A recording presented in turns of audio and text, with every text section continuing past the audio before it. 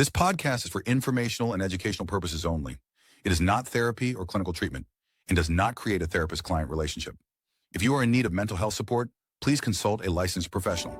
The views expressed by guests are their own and may not reflect those of Fredrick Bush or OBBM. Participation in any discussion does not replace professional medical or psychological advice. Listener discretion is advised for emotionally sensitive topics.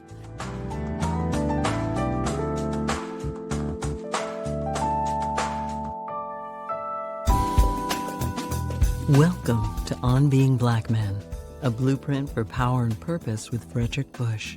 This is a space for truth, healing, and forward motion for Black men and the people who love them, bringing together real voices from the community, brothers, fathers, thinkers, artists, and everyday people, sharing honest conversations about manhood, mental health, relationships, legacy, and what it means to carry both history and hope.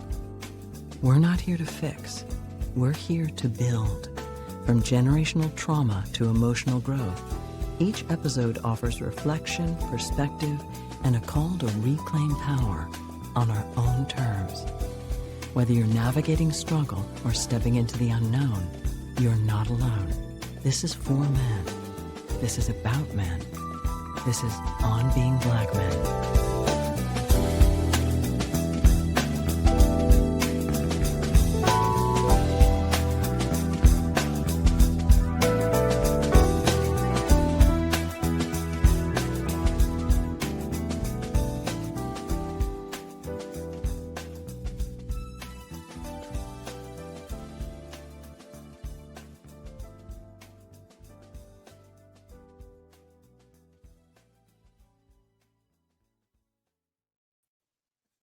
Hello, everyone. I was listening to the intro music, and I've never thanked a friend of mine who's a great pianist. He's always taken things I've had ideas about and really kind of made them to life. So that intro music is one of my original pieces, but Lou Raynone, he kind of brought it to life. And every time I hear it, I kind of think about him. And I should thank him for doing it for me, because it's royalty free when you do it yourself. So anyway, hi, Fredrick Bush here. And this is On Being Black Men. Once again, this is our 5th show. And today we have financial advisor and insurance agent. Now, I know that kind of puts fear into everyone, but I think that our financial situations have to really kind of be, planned and honed out as we are, particularly as we age, but we should do it when we're young. And that's what my guest, Gerald D. Alli, will be talking about today. He's been a financial advisor and an insurance agent for over 40 years. And he, over those 40 years, he has written about 100 million in protection for his clients. And he's, full disclosure, I'm one of his clients. Not only his friend, but I'm his one of his clients, because he's relentless at getting you to be one. So that's always good.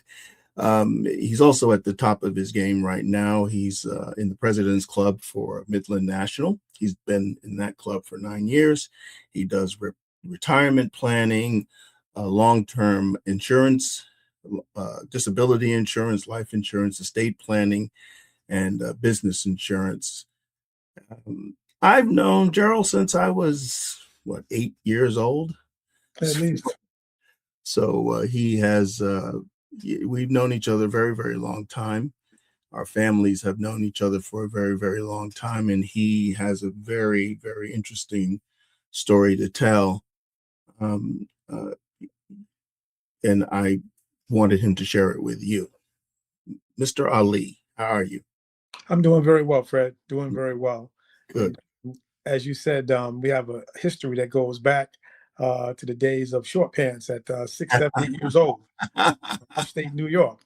And Yes, it's been yes, a real great relationship over that period of time.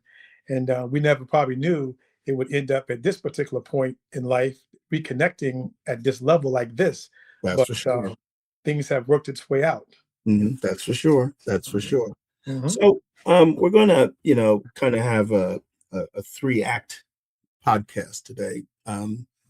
We're gonna talk about a little bit of your history Mhm. because it was hard to find a lot of stuff on you. Mhm. You're busy, but you're not, really it's kind of it struck me as kind of a sign of someone who is interested more in their clients than in themselves in some ways. So Mhm. you have, so that is, part of that service oriented uh, mindset that you've always had. Um, but before we do that, I usually ask all my guests, um, what was it like for you? This is a show about Black men. You're a Black man, and I, what was your exposure to uh, mental health? And I know, 40 years ago we didn't call it that, but what was your experience growing up in your household? Were things talked about in that way? Were they um, uh, was there a conscious effort to uh, you know have these kinds of experiences within the family that brought families closer? So what was your experience growing up, in your neck of the woods with your family? Well, I would say this, Fred. A big impact in terms of my family was the fact that my mother was from Alabama. Mm, And being from Alabama, and I'm talking about LA, lower Alabama, down by mhm, Mobile, okay, where, she comes from an area where we're talking uh-huh, about Alabama, where in the early 1960s, you had a lot of racial tension down there, okay? mhm, And so mhm, my mother, who was a very outspoken person, really had to contain herself because she saw situations happen. She comes from a family of 16 kids, and she's the eldest of the 16, which oh, means she had um, 8 brothers and 7 sisters. Okay. And as mm, a result of that, she was forced to be a boss at 12 years old because she had to take care of things when her mother wasn't there. So mhm, as a result, she's always been someone very disciplined and very focused and very concerned about all things going on. Because as you know, at that time in the South in the early 60s, it could be very dangerous, mhm, especially for Black males. And being mhm, that she had 8 brothers who were out mhm, and about, she had to make sure they were under control. So, mhm, one of the stories she told me was that when she would go out with her dad, who was, older gentleman who ran a farm, wasn't really good in terms of mathematics, but he knew his farm. Okay, and he would go shopping for furniture, and they went to a store in Alabama to get things because they were farmers. They would get credit, until the crops came in. Okay, mhm, that was mhm, the normal practice of doing business. So the father was about 6'2", maybe about 51, 52 years old at that time. And they go to a small store that they dealt with for many years. And the guy's son, who was like the assistant manager of the store, greeted her father as this: "Hello, boy. How you mhm. doing? I'm glad you come out and see us. How things going on at the farm? I can help you with everything you need. Come on in here, back here, little boy. Let me young boy. Let me show you." He talked to him as if he was talking to a 12 or 13-year-old kid. Okay, Wow. and she was on fire. Okay. Mhm, And so when she graduated high school at 17, she left for New York because she had relatives who had come to New York, particularly in the Catskill area, because it was easy to transition into work in terms of hotels, restaurants, mhm, also working with families in terms of babysitting, take care, that type of thing. And so she wanted to get out of Alabama in a hurry. So she left about 2 weeks after she graduated, but she had graduated at 17 years old because she was one of the valedictorians of her class. So she was really good in school. So mhm, anyway, that caused her to go to New York. And as a result of that, she never moved back in life. She would go visit from time to time, but she always had that feeling of kind of a pain that was inside of her of what she saw, during the times when she was there in Alabama. So her main thing was she wanted to be in a place where she had more opportunity, and that caused her to have that move to New York and specifically to the Catskill area because there was a lot of opportunity for people, to be able just to get a job working with wealthy families and that type of thing. Hmm. And back then they called it sleep in, where you'd stay at somebody's house and actually they have a room for you. They provide you with Hmm. everything, and all you had to do was take care of the children, make sure the house was clean, that type of thing. And that was her transition into New York, which Hmm. she started doing that when she was around 15 years old, going back and forth. Well, I didn't know that about your mother. Hmm. As long as I've known you and your family. Hmm. Um, it's interesting. Two things have struck me. Where you went with the question was straight Hmm. south. Hmm. Um, a lot of our stories, start there with the oppression and Hmm. with the disrespect and the dismissal. Hmm. So that's one part of it, where she, I'm sure, her story is not a lone story. My Hmm. Hmm. mother and my family, those Hmm. that migrated out of the South, have the same kind of interaction uh, Hmm. in the South. But the other part of that, which we meet because my father is a minister, and one of his first churches is right there in the Catskills. Hmm. And I didn't know until much later that that part of the Catskill was called the Borscht Belt. Correct. The Jewish folks here in New York, Hmm. whenever I mentioned that, they, particularly the older Jewish people, because they were able to, that was kind of their place, Hmm. get Hmm. away from New York. And, at the time, I didn't have that context, but, that was, if, that would be another place for opportunity, uh, Hmm. because of the vast amount of resorts that they had there. And that was like, a little version of Palm Springs or Vegas or something like that. Well, Fred, it goes a little deeper than that. One of Hmm. the reasons why they went to the Catskills is because in the city, in Brooklyn and different places, they could not get lodging because they were being segregated because of their beliefs. So they went up to the Catskills to have their own basic place that they could go to and basically have more freedom and be able to structure the things they want to do, with their Hmm. families without Yeah. having to deal with any type of, racism, etc., against them. Yeah. So that was their escape up in the Catskills. Hmm. Yeah. Yeah. Yeah. Hmm. Hmm. I have one memory of we traveled back and forth from Westchester to Sullivan County, every Hmm. Sunday. Hmm. And there was that one Sunday where we're leaving, and we're on the New York State Thruway heading south, Hmm. and we have all these trucks and not trucks, but vans and cars, and all these hippies. We Hmm. could identify them because they were hippies, very distinct. Uh, Hmm. we get around, I think it's right around the New Paltz area, somewhere around in there. Hmm. And what we're witnessing is the first days of Woodstock. Correct. They Correct. were coming up to get to where Woodstock was, and that was such a strange Sunday that the Hmm. southbound traffic was just flying, but the Hmm. northbound traffic Was not moving. was not. It was like bump. It was like a parking lot, but Mhm, no hassle. Everyone was having a good time. Everyone mhm, was mhm, just taking it in stride, and mhm. that's one of my fond memories of going back and forth. I was a kid, so I didn't realize what I was witnessing. Mhm. But when I, became of age and really, oh, that was that day we were traveling back back to Westchester. Now, So, to add to that, hmm. and just to make it a little bit even more personal, Hmm. I was 12 years old when Hmm. Woodstock happened, okay? And in my town, our town was saturated by people who tried to make it to Woodstock and didn't make it. So they got stuck in our town for like a week, okay? Hmm. And Woodstock was held at this big farm Yeah. out in White Lake, okay? Hmm.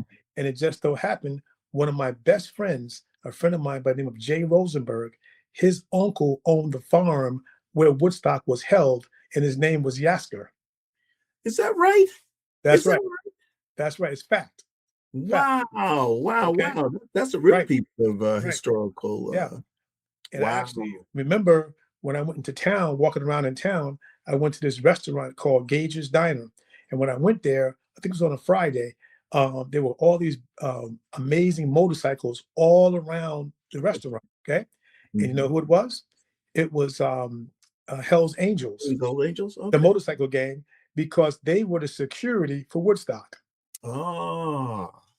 Isn't So that interesting? you were right there, kind In the of mix. in the In the mix there, mix. in the And midst one of it? and one of my best friends, McNeil, you may remember Carlton McNeil, the Yeah, McNeil, yeah. Yeah, I okay? remember. Their older brother, Curtis, went to Woodstock because he was around 18, 19 at that time, and he Wow. went to Woodstock. Wow. That's Wow. right. He gave us the rundown of the whole thing about internally what happened. You know what I'm saying? So Okay. that was definitely history in the makings while we were growing up. Wow. Wow. Yeah. Wow. Yeah. Very Well, impactful. so then the second part of your mother's journey into, she's leaving the South as many, Mhm. Black men and women did. Mhm. N you know, what she's witnessing, what she's feeling is trauma. Mhm. We didn't have a language for it then because Mhm. most Black people just kind of just at that time, you didn't complain much. You just went to the next episode of your life. If you Mhm. you survived the last one, the next one was on deck. That Mhm. kind of thing. But is there something that you think, um, that she comes before you're born? But do you think there's something that she becomes aware of that she's able to guide you and your sisters in a way that's less traumatic? Because I know like you said, you just said you were roaming around while Woodstock was there, so you felt safe and secure. But I Sure. know your background was a bit more adventurous in that way. Mhm. Mhm. So that Mhm. might have been, kind of how the freedom that you had to experience different things, Mhm. is there something that was kind of intentional that your mother and father, once they got together, were trying to instill in the three of you? Absolutely. I think that first off, my mom and dad came together at a young age. They were only 19 years old. I think my dad was 19 and she was 18, and they dated for a year or so. And then next thing you know, they got married. I was born, and basically what they started out in a small apartment in a two-story house in Monticello, but they had a dream of having their own home. They Mm, wanted to have their own home. So they worked together. My mother was working, I think, at that time at a store. I think she worked at Woolworths for a while. And then my dad worked at the Jewish Community Center. And they uh-huh. saved every nickel and every dime for about 6 or 7 years and bought the land to where our house was, for many, many years on Hammond Street. Okay. Okay, okay. And then they bought the house and then they had it built from the ground up, Mm, which was their dream because they wanted us to have ownership and they wanted us to feel what it was like to own our own home. Okay. So when I wow. was about 11 or 12 years old, we moved into this 3-bedroom home that was beautiful at the Mm, end of the street. And that particular home was one of the first Black families to move into that section of Monticello because there were quite a few affluent neighbors in that area, of which one was that owned the Glick Cadillac dealership was up the street from me. And they had a beautiful home, and I got to know the kids, and I got to know a lot of kids in my neighborhood. So I was able to have access to a lot of people that ordinarily I would not have met in a neighborhood basis. But mhm. because of that move, it repositioned me to have access to information, situations that allowed me to grow and understand more about my future and what I was being exposed to. Okay. So Mhm. let's take it from there. You've Mhm. already you're developing this uh you're developing social skills, Mhm.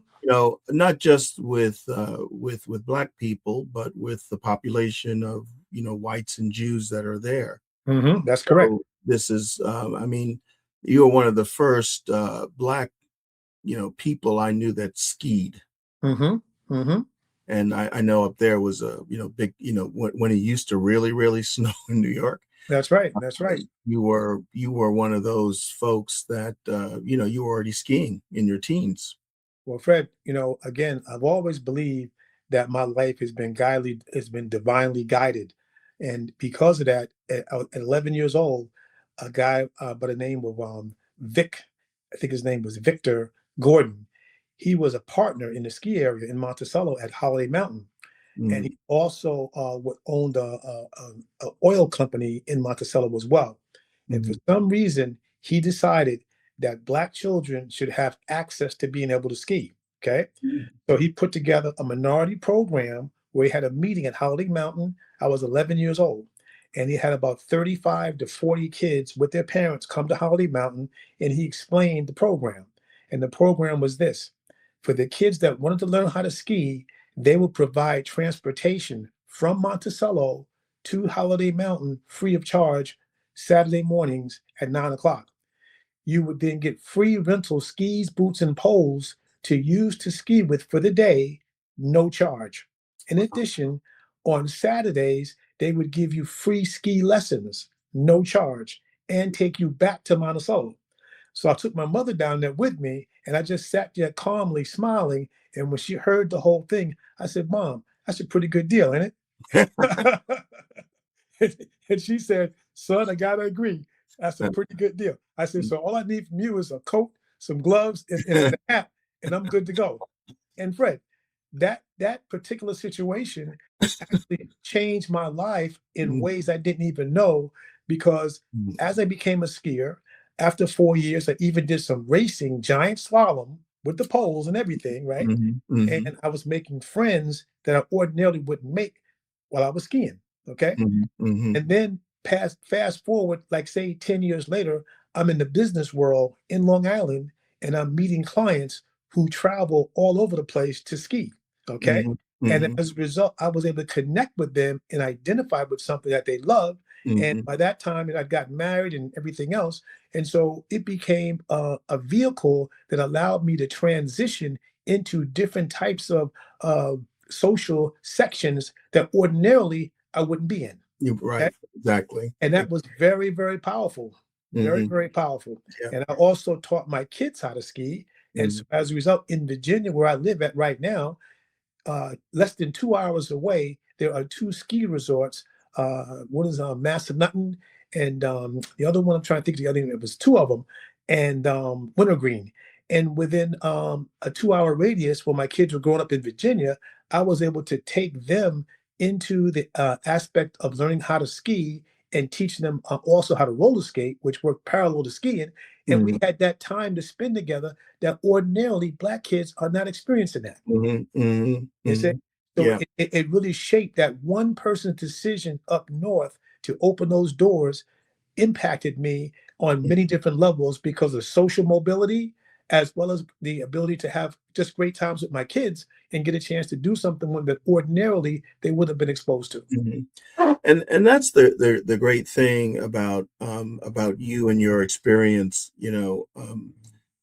I didn't start skiing until 2004, you know, Mhm. Mhm. and my then girlfriend, now wife, she took me because she was also a skier. She Mhm. she she, she almost has because of where she grew up, people Mhm. skied, and so Mhm. she had already had that experience. Mhm. But the first place I ever went to ski was Jackson Hole. That's where I Mhm. learned. That was Mhm. the beginning of it, and Mhm. that was like I didn't know enough to know that that was a very skilled mountain, and very it wasn't so exclusive as opposed to the skiing was kind of exclusive. You had to really know what you were doing. That's upper I, crust. yeah, I just happened to have a very good instructor on that Mhm. was there, and so I Mhm. learned a lot. And then I just kept learning until I think I'm a pretty good skier now. Mhm. I've done a few black diamonds, but I'm just too old to worry about black diamonds anymore. Well, But let me give you some advice, Fred. What I do now is I cruise the blues. That's exactly what I do. I I'm cruise the already there. blues. I'm Yep. already there. I said Yep. this is as difficult as I Mhm. need. That's all I need. That's That's all all I it's need. need. I don't want to blow out a knee or something like that. That's right. That's right. But But that exposure, that early exposure and that early socialization, as well as I know you, this is something that I'm kind of putting the pieces together. I mean, this gives you that fortitude, that forward, kind of fearless in many ways. You're like that. You walk into a situation. My father used to say about me that I knew no stranger. That was his hmm way of saying I'll talk to anybody, exactly. and that's Exactly. true. hmm But even I pale a little bit in your in your presence because you are absolutely fearless, and doing what you do, the profession that you chose, is a lot of rejection. It's a lot of trying to walk people through, uh, and kind of combat their mythical, magical thinking about what they think you're actually offering to them. But Correct. the parallel to that is, here as a 11-year-old boy, you are taught how to ski, hmm which as a 22-year-old, 32-year-old, 42-year-old person still gives you dividends on I'm able to, just about this one thing to, be on that level of you're not excluded out of it. No one's talking over your head out of it. You have your own stories to tell, which becomes pretty valuable when you're doing, business and having those experiences. hmm So, what would you think? What this kind of sparks another thing which I want to ask you about, at least your experience. There's a lot of things that we're told, Black people don't do. Black people don't ski. Black people don't swim. There's a plethora, and then there's a whole group of things that Black people do, which, and we're just going to say men, because I think women can be a little bit more expansive on that. What hmm what they won't do. I think at least the group of women I know, they will try something at least once. If hmm they're curious about it, particularly around their children. If they hmm feel that their children, my wife is very much like that. Our daughters, well, my one daughter now, both of them started fencing, but one of them, she's on the Olympic level. You know, just from this constant exposure in places where you know you know, people don't think that they belong there or that they can take on those types of skill sets to earn your place there. So this is something that you've done from a very early age, and it's created this kind of, what my father would say about me, I would say about you. You don't know strangers. hmm Well, again, that's why having the ability to have exposure, okay, is Mhm, tremendous because it opens doors. I'm going to tell you a quick story that reflects exactly what you're talking about, but it even goes a little deeper. Okay. mhm. When I got involved in the insurance business, I was Jerry, you can't out deep me, okay? Fred. This is one of those stories. Okay. All right. Okay. So you understand my background and what I Mhm, know in terms of skiing and all that stuff. So I got involved in an insurance agency in Long Island, and there was about 40 in-house agents. And of the 40, I was the youngest one at 23, 24 years old, right? mhm, And while I was there, I met a guy who was been in the business about 20 years. His name was Rich. And Rich was a guy who is very, very outspoken about everything. Like he knows all about sports, he knows all about women, he knows about business. He was very, very a a guy who was very, very proud of himself to mhm, the extreme category. Okay. So when mhm, I got involved in the agency, him and his friends came to me. It was like around November of that first year I was there. And they knocked on my door. They had a group, him and three other guys, come into my office. And they said, "Hey, Jerry, we're getting ready to go up to Hunter Mountain in a couple of weeks. We thought it would be nice if we could invite you to come with us and we can teach you the ropes." I smiled, Fred. I smiled. I said, "Really? This here, we talked to the owner and we explained to him, not to let you get hurt. We're going to make sure that everything is taken care of and everything is going to be good." I said, "Really?" I said, "You know what? Give me a couple weeks. I'll think about it." So right before the time came, they came to my office again, and they said, "Hey, man, we're leaving in a couple of days. We'd like you to come. We'll make sure we teach you how to do everything. You're going to have a great time. You're going to be good." I said, "You know what? That's okay. I'm going to come with you guys." I looked at a couple magazines. Feel like it could be a lot of fun. Okay. So we leave out that Saturday morning, a 3.5 hour drive from Long Island up to Hunter Mountain, right? Which is a very nice ski area. Okay. And we get there and we go inside to get the equipment, we're renting equipment. And so I picked out some Roswell skis, some Caber boots, and some Scott poles and everything else. They said, "Man, for a guy starting out, you got pretty good taste." I said, "Well, it's all in the magazines. I mean, it's not hard to find, etc." So we go to get on the chairlift, right? And the guys are like, "Okay, when you get to the top up here, you really can't come with us. You got to go down the beginner section, and then we'll meet you at the bottom," right? Now, this is with no instructions, no, like telling me how to do it. Only thing they showed me was how to get off the lift, like to do a snow plow to get off the lift, right? So since I was behind them coming to the chair, they were all waiting because normally you fall when you get off the chair because it's very awkward, right? So I come off the chair, Fred. I do a perfect snow plow. Boom. They're like, "Man, this guy catches on fast," etc. So I turn away, Fred, and I go away from them towards the beginner's hill. So their back is to me because they're looking at the hill, an intermediate hill, to see how they're going to do it going down, right? So nobody was watching me. So I went into a U-turn and turned back around, and I was coming up behind them. They didn't know I was coming. So I passed by Rich. I said, "Rich," he said, "What?" I said, "Follow me." Fred, I came down this hill. Boom, boom, boom, boom, boom, boom, boom. We got to the bottom, a parallel stop, boom. Fred, he was so red. I'm telling you, he almost melted. He said, "Jerry," he said, "where in the hell did you learn to ski like that?" I said, "Fred, I used to race Naster." He said, "No, no, no." He says, "Man, I'm so upset." He says, "I'm so embarrassed." He said, I said, "Fred, what happened?" Rich, what happens when you you over expect, what I'm saying? You make a fool out of, when you make a fool out of someone, when you don't know." He says, "Man, my foot is so far in my stomach, I can't even get it out." He says, "Jerry," he says, you ski phenomenal, man." I said, "I've been skiing for about 12 years. He said, "Oh my God." I said, "You know what happens when you assume, Rich? You know what happens?" He says, "Yeah, man, you got me." He says, "Tell you what, would you give us lessons?" Fred took him on the hill after lunch, and they were skiing parallel, which is, back and forth, right? I said, "Now, this is how you vadal. You just pick up the backs and just pop, pop, pop, pop, pop, pop." He was so done, Fred. He was so done. He was my best friend forever after that. We then drove back from Hunter to Long Island. There was a peep in the car for 3.5 hours. Nobody said nothing, right? So finally we get back. That's on a Saturday.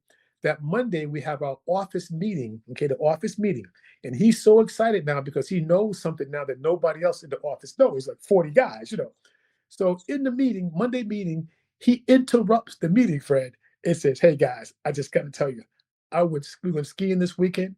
Jerry Ali was skiing like Jean-Claude Keely. As a matter of fact, he was Jean-Claude Black." He said, "Unbelievable." And they just like roared, they laughed and everything. And he says, "And I didn't even know." What I'm saying? I didn't even know. But it changed everything in terms of the respect level across the board, right?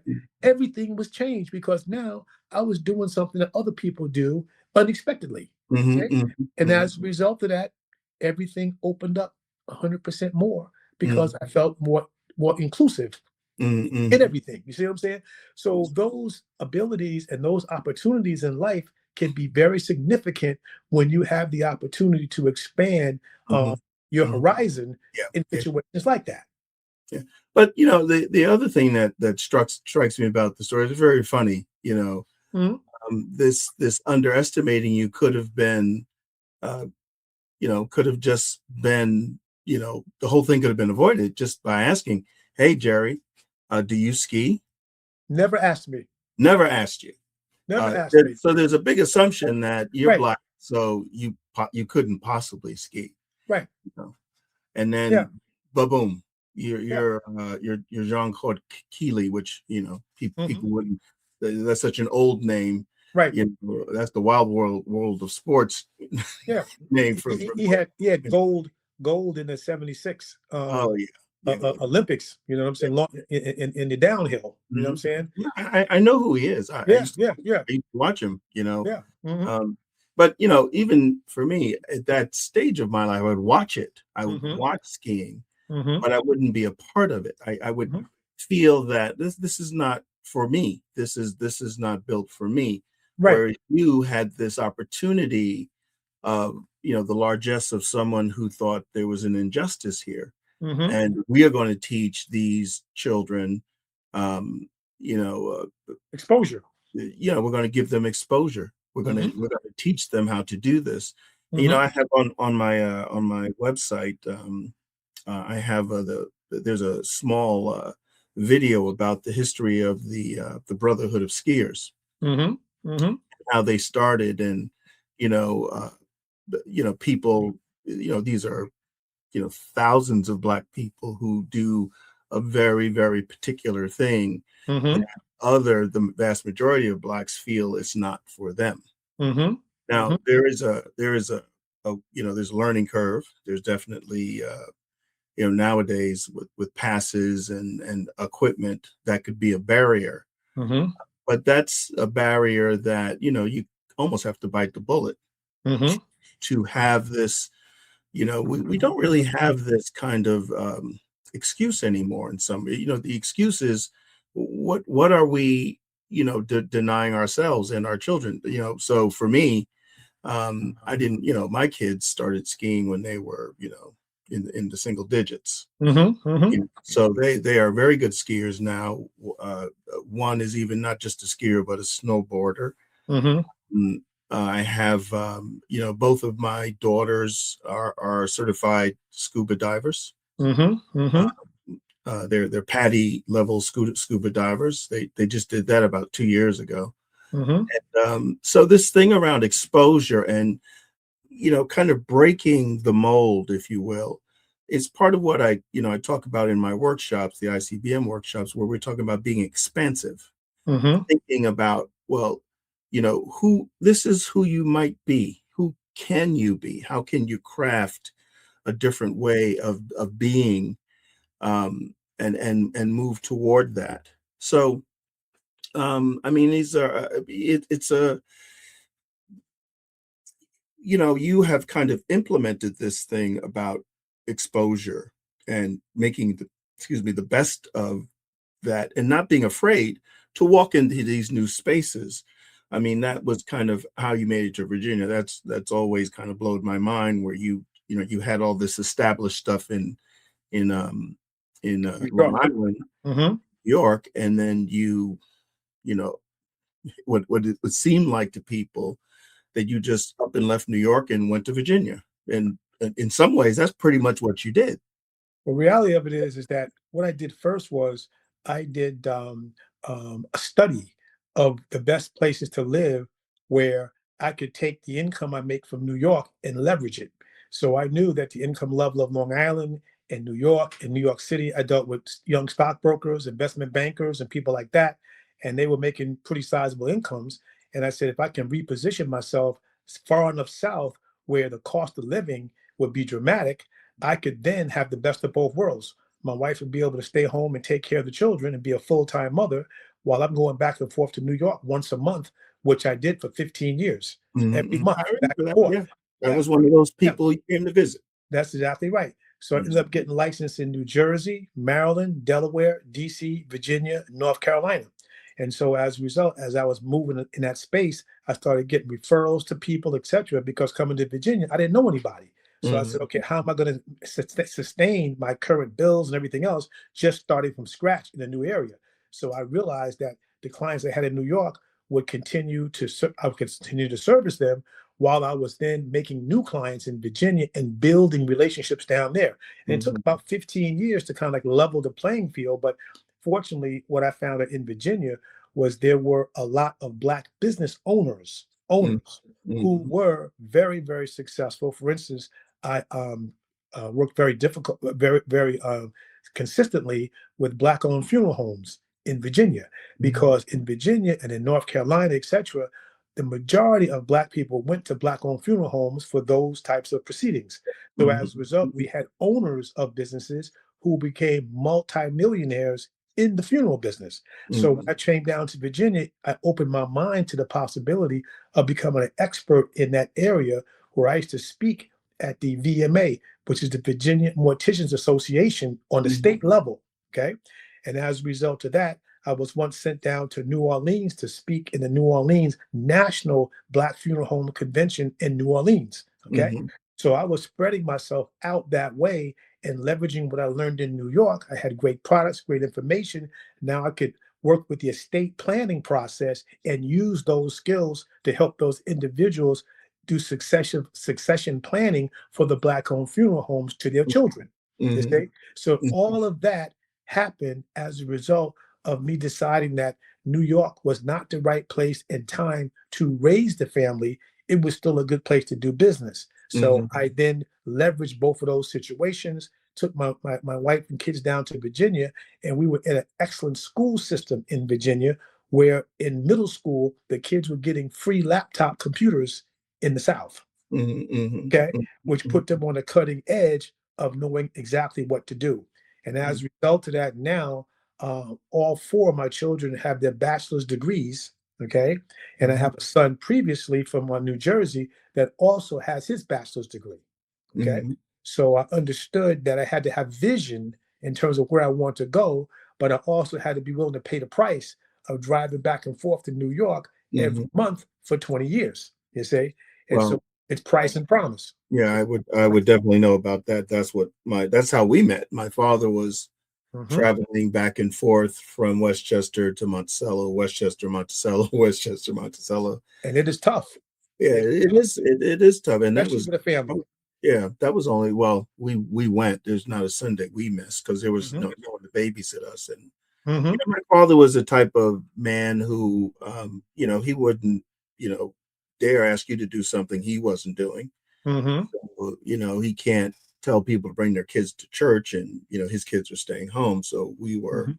reluctant examples that I always said to him, we're just reluctant guinea pigs in your experiment. But Mhm. Mhm. this movement into accessibility and trying to find new frontiers, if you will, to expand whatever people are doing. I have a few clients, they've moved around.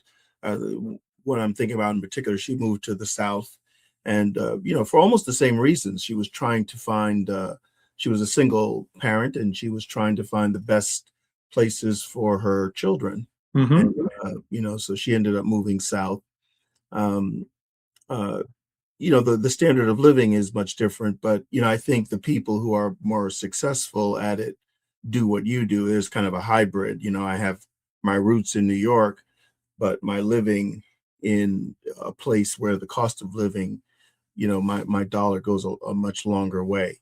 Mhm. So, so let's now, talk about what you kind of you live this expansive life. And the thing that you do is, it's the other thing about what you're saying is you're almost delaying gratification, Correct. and Correct.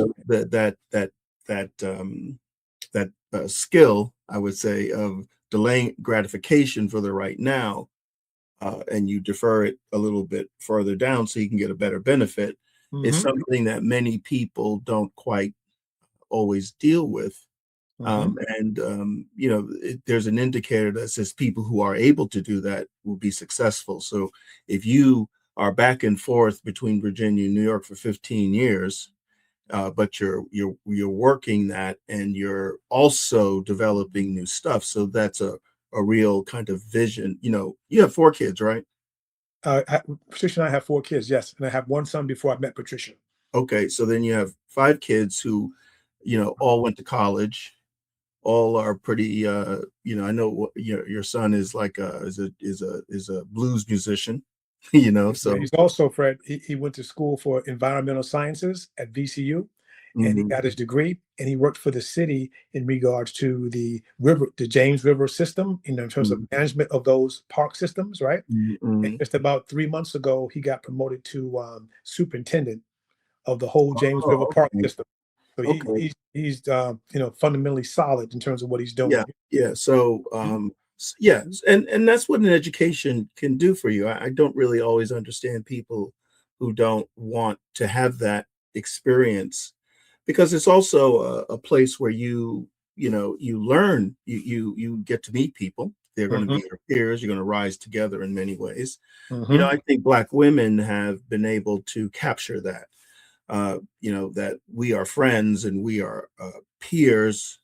We are sisters in this experience of college at this time of our life. And a lot Mhm. of them carry that through their careers, And their and they help fraternities. they're in Yeah. their fraternities and sororities. Mhm, Black women seem to really have been able to, really capture that. mhm, Black men are a little bit behind because they're skipping the thing around college. But mhm. we also, we have a lot of isolation and loneliness and things like that.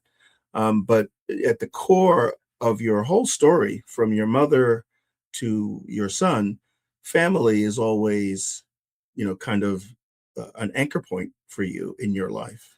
Without a doubt, because again, being that my mother and father were married for 63 years, okay, Mhm, when my dad passed away, over that period of time, I saw the sacrifices that it took to reposition the next generation to have more opportunity. And mhm, being in mhm, the fellow at that time was the right time, because not only did I have my mother and father, I had about three or four aunts and at least two or three uncles that also migrated up there as well. So I mhm, had secondary family in addition to my family from my mother and father. So as a result of that, you have people you can go to who were additional support systems for you to be able mhm, to have people that you can trust and you can talk about, especially as a young man, as a teenager. I could go to my uncles and talk to them about things that I might not be able to talk to my mom and dad about at that point. But I had people I could trust and I could share things with them as I was going through my developmental stages. And that was a very, very important part of having family, that not just my direct family, but my cousins, aunts, and mhm, uncles, mhm, other people around. mhm, It mhm. it extended my base, you see, Yes. Yes. and that gave me a lot of mental comfort to Mhm. know that I could do that. Yeah. Very much so. Yeah. Well, that also kind of bolsters the question about where do you get this fearlessness from when you have that kind of support that's immediate, that's not kind of transient, that type of thing. And you get to see, my aunts and uncles, also have very strong, relationships, Hmm. strong partnerships, which today is very important. And I think even for Black women, it becomes, who do they partner with? Hmm. Which brings me to, kind of more of your field now, because this thing around family, when I talk to men, this thing around generational wealth comes up, Hmm. right? And they ask me, why don't we have it, or why isn't it more kind of, it's talked about, but you'd be hard pressed to find large pockets of it. And my answer to them is, well, if you want generational wealth, first you need the generation. Hmm. If you don't have children, if you don't have these long-term partnerships, if you have how do you have generational wealth with a single, if you're the one who's trying to be the generational wealth person, Hmm. by this very phrase, generational, you need to have other people, you need to have family. And if your inclination or your interpretation of that is not centered in the family, then how do you achieve that? But, you know, so that's one question. But you also, since the field that you're in is in financial planning and, um, uh, you know, uh, which you've often said to me, insurance is a good part of that. So it's not the afterthought, because that also, upon death, that's when your generational wealth goes to the generation. But you have to die. So, um, so preparing for these things, what do you think? Um, well, from the time that you started, let me take it a different way. From the time that you started to right now, um, where have you seen the gains in people understanding, Black people understanding how their financial wealth uh, needs to be planned, how their financial futures need to be planned, and you just can't flip a coin and think that you're going to, short of winning the lottery, but even that has to be planned, right? Right. Because plenty of people have squandered, large lottery winnings, or you see athletes who also squander these, multi-million dollar Hmm. opportunities, and they spend in crazy ways, and they don't understand that this is a finite position. It's not infinite. It's finite. It's gonna Right. end. That's So, right. as in what you do as a profession, what are some of the changes that you've seen, over the time, and then what can you say for the future of Black people, and particularly Black men? What kind of thoughts do you have around where we might be going? Well, again, Fred, I think some of the best things I can tell you are from practical experiences of my own growth and development. Okay. And for instance, growing up in a family where we had a family business, like the cleaning and maintenance business my family owned, right? I was Mm, the oldest son. And so I was out working, doing jobs at 12 years old. Okay. mm, I knew how to strip and wax and buff floors with a buffing machine and strip and wax and do carpet cleaning, right? So when I was 12 years old, I remember one particular day, me and my dad had a job with a lady who had a 6-bedroom house in upstate New York, okay, in the mm, Catskills, right? And she was wealthy and she wanted her whole house cleaned, the carpet from top to bottom, and we did it on a Saturday. I never forget. And that particular job, this is like 1972, let's say, right? Okay. She paid $600 to have the whole carpet done from all the floors from top to bottom. It took us from 8 o'clock in the morning till about 7 o'clock that night. So the lady ended up paying us with 50s. I never forget. So I'm 12 years old now, Fred. When we finished the job, my job was to do all the vacuuming that had to be done, in the process, which is a lot of work, the vacuum and all that stuff. But anyway, I did it. He looked at me and he said, son, he said, you did a man's job today. And he hit me with a 50, Fred, a 50 at 12 years old. mhm. I went home and I was In just thinking about, 1972. yeah, I was thinking about it, right? And Mm, this is 72. My mm, cousins called me up and said, hey, man, we want to go to the movies. Da, da, da. I said, hey, we got to talk. I said, why? I said, because I have a 50. They said, a 50? We kids are used to getting 50 cents or a mm, dollar or whatever. I had a $50 bill. So I told my friends, I said, look, I'm not spending it all, but I'm going to set up a budget. And I set up a budget, Fred, that we could go to the movies for like 3 months. Okay. And mm, on Saturdays, we could have hamburger, french fries, and a soda for like a dollar. And the movie was like 50 cents. Okay. So, and then all of a sudden, after I started thinking about that, I said to myself, I said, how could a kid 12 years old have a 50 legitimately, like not stealing or anything, just, get it? I said, you have to own the business. And it mm, dawned on me. I said, mm, no other way a kid's going to get $50, you know what I'm saying, for one day's work. Okay. And I said to myself, I'm going to one day own my own business so I can be able to make whatever I want to make and be able mm, to do this kind of thing because I like this idea. You know what I'm saying? And mm, that's when the light bulb came on to me about the importance of having family business because you get exposed to things that you ordinarily wouldn't. We used to take trips up to Canada when I was like 16, 15, 16 years old. We had our own boat and we used to take our boat up to Ottawa, Canada and go mm, fishing for northern pike Memorial Week coming up pretty soon. Okay. mhm, mhm, Every single year because both my mother and father and myself loved to fish. So we went up to Canada, stayed for a week, and came back with our own boat. So I said to myself, this is how you do it. You got to have your own business. You got to have your own plan, and you got to also enjoy your family while you can.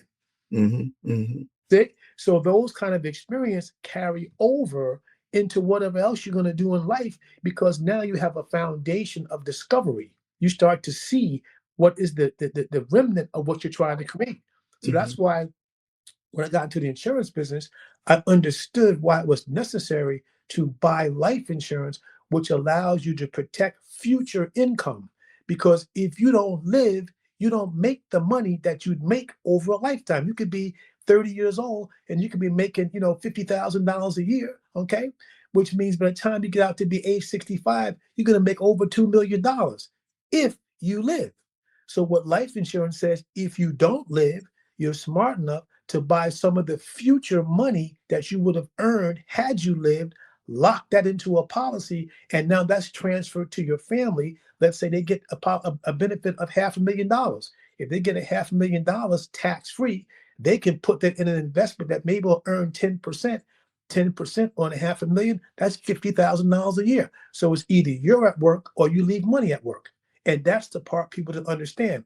When my parents were first married, they bought insurance. They bought a $10,000 policy from Metropolitan, and that was $10,000 on my dad and $10,000 on my mom, because they were educated about the burial, paying Mm-hmm. paying for the funeral, right? Right. So one of the first important concepts I learned when I was in the business was the human value concept, and that's where you take whatever you earn per year and you multiply that by how many years you think you're going to be working.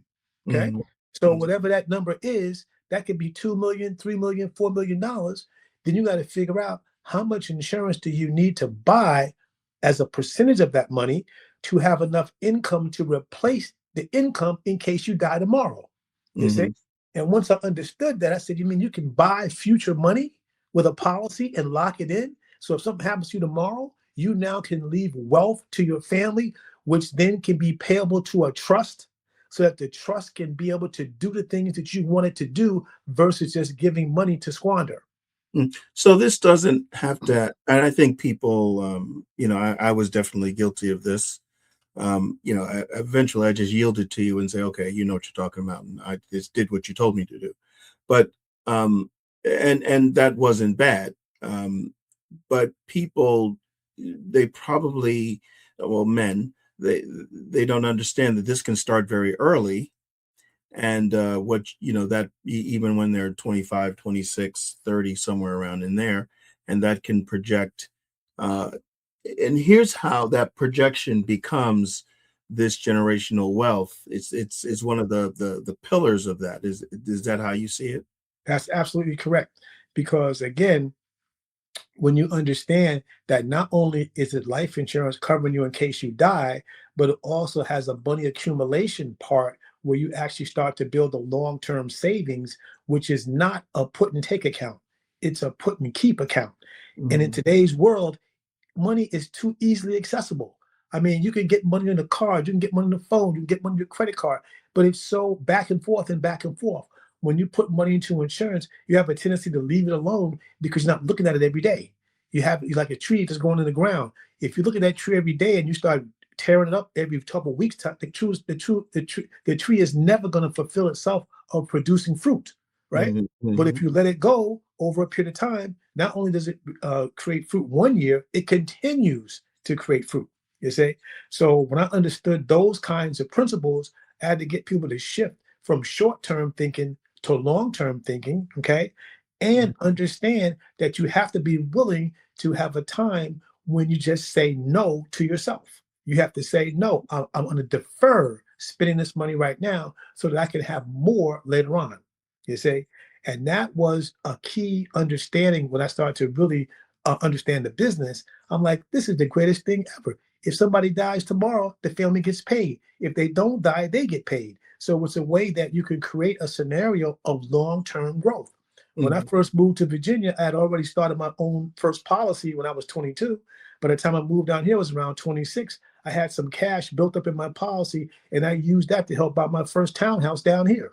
You see? And so that's setting the pattern of growth. Yes. Yeah, I get you. So we're going to wrap up soon, but my last question to you, since I know you have the foresight and the stomach for it, but do you feel that over this time, although you understand the concepts and you kind of approach people with these concepts, I think the other thing is people might feel that this kind of cramps their style. That they're not able to spend in the way they want to spend, or they're not. It's a sacrifice. It's almost austerity. What would you say about that? Well, again, there's two types of insurance. There's term insurance, which you can buy a 30-year term policy, relatively inexpensive, but the policy ends at the end of 30 years. That term insurance policy will still pay out. Let's say it's $1 million term policy.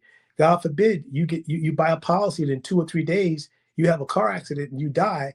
It still pays the $1 million to the family tax free, but the term insurance policy is a temporary solution to a permanent problem.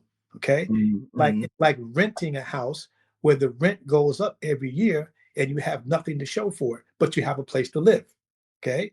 At the same time, permanent insurance is saying, yeah, I have protection, I have savings along the way. And if I don't use it, I can still leave it to the next generation indefinitely. The policy can stay in force.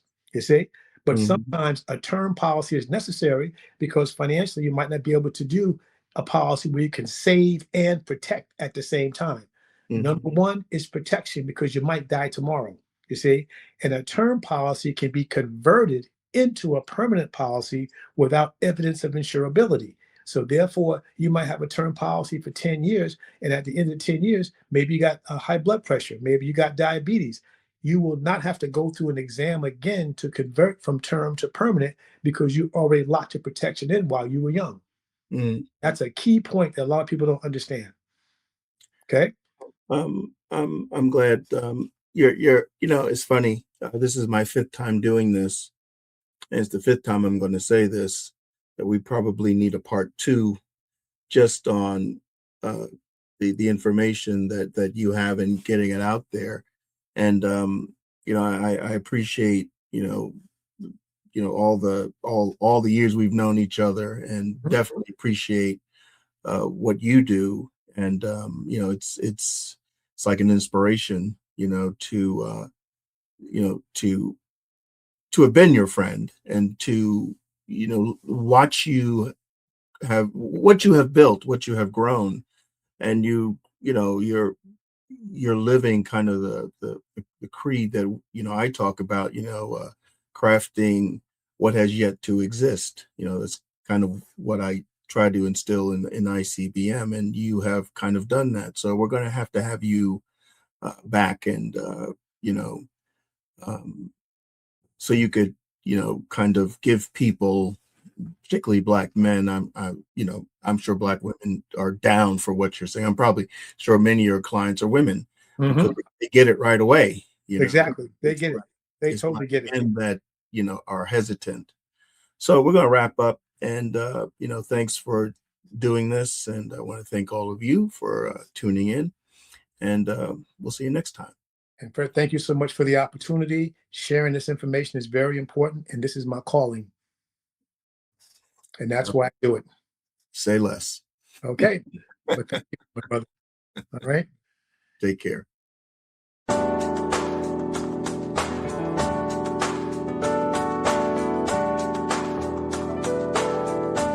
Thank you for listening.